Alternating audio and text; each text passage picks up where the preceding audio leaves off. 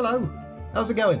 In today's video, I'm covering the Black Temple, the Breaking of Draenor, Remnants of the Horde, and Valley of Heroes from Chronicle Volume 2. So let's go!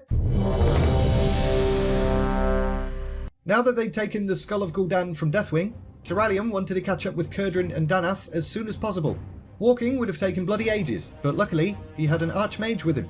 Khadgar and his Magi opened a series of portals, and so the Sons of Lothar reunited in Shadowmoon Valley. Unfortunately, they were still a little bit too late. Not only was Ner'zhul already doing his thing, but the Horde were ready for their arrival. What was left of the Orcish army had dug in around the Black Temple, and they had no intention of letting the Sons of Lothar through.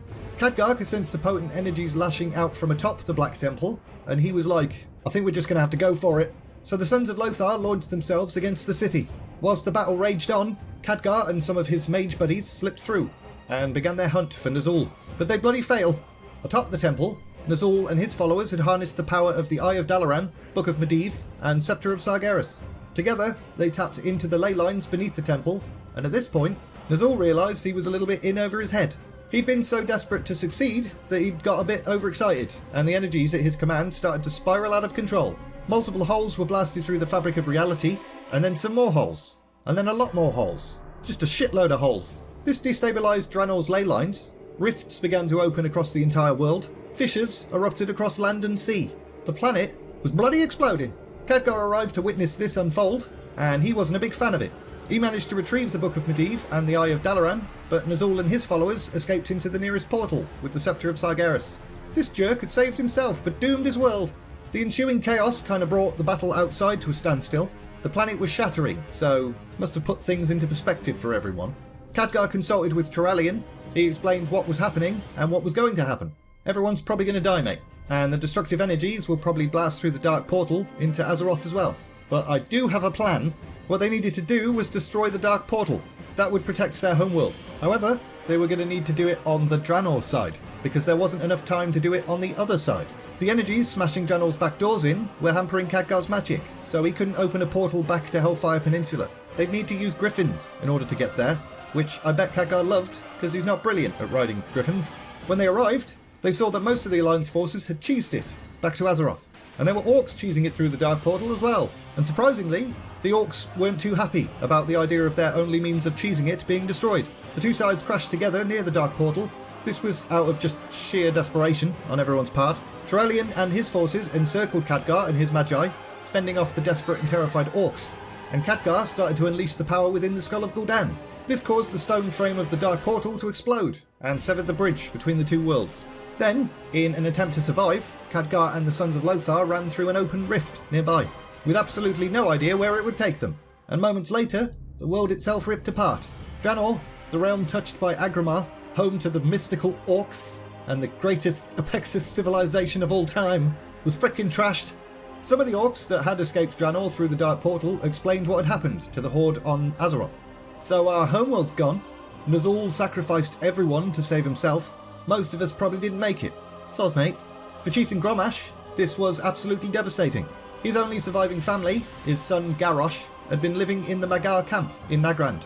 But he knew now was not the time for grief, so he marched his war songs north to the Swamp of Sorrows. As far as he was concerned, humans and Orcs would never be at peace, so he wanted his fighters to be ready.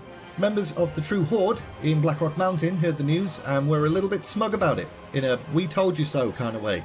Dalrend and Maine would spend the next few years strengthening their forces, and the Dragamore in Grim Batol did pretty much the same thing. Zuluhead and many of the clan had returned to Draenor at the end of the Second War, and the news of its destruction seemed to make it clear that they were now probably dead. So Nekros took command and ordered the remaining clan members to continue lording over Alexstrasza and her red dragons.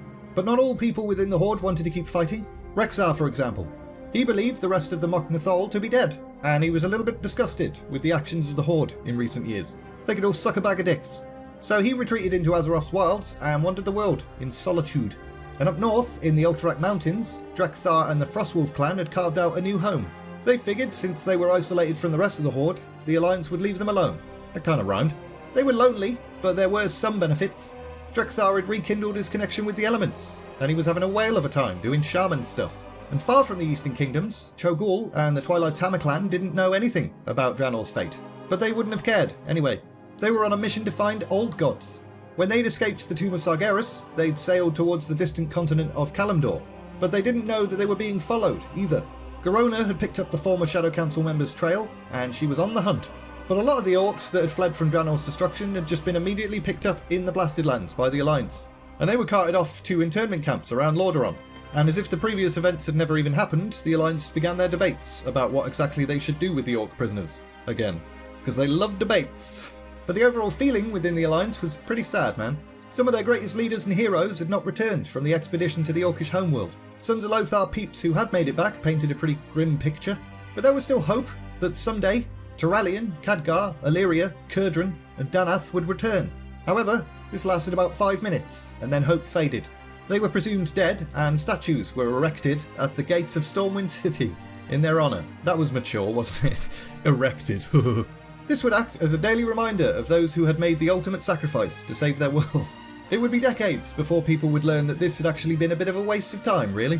The people of the Eastern Kingdom settled into their new lives. The First and Second Wars had changed the world. The Council of Tirisfal was no more. The concept of a single guardian imbued with immense power had been abandoned. In hindsight, that had been dumb. The Alliance had been formed. Azeroth had new protectors now. The Paladins of the Silver Hand also dedicated themselves to protecting the land. Minus Turalyon, obviously. The rest of them had stayed behind because Turalyon had told them to. They trained new holy warriors and their ranks quickly grew. Everything's rhyming in this video. The Kirin Tor decided to study imprisoned Orcs. There was still a concern that another war would break out since there was still some Horde roaming free, so they figured knowledge was power. But nobody could have predicted the actual turmoil that was yet to come. Azeroth was going to need both the Alliance and the Horde to survive. And we're leaving it there! Sorry that this video was a little bit shorter than the last few, but I ran out of story, because that was the end of Volume 2. That's 2 volumes completed now. I would celebrate, but I think I've got a bladder infection, and I'm actually in quite a lot of pain. But either next week or the week after, I'm going to start doing zone stories. Makes sense to start with the starting zones for each race, and then maybe work my way through the rest of them. We'll see how that turns out. As always, thanks very much to those of you who support the channel as patrons. Links in the description if anyone's interested in supporting the channel in that way. Also, there's a link to the Discord server in there too. If you enjoyed this video, like, subscribe, all of that bollocks. And all that's left to say is, thanks for watching, and see ya!